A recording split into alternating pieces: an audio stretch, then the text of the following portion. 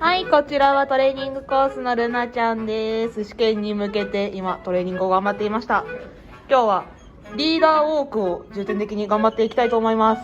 今、こちら、私の左についてくれている状態です。それではやってみます。ルナ、ついて。そう。はい、お座り。ルナ、お座り。そうです。このように、こまめにお座りを取り入れて、こちらにこのように視線を向けてくれるように練習していきます。ついて。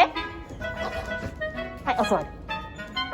グッド。はいな。そうです。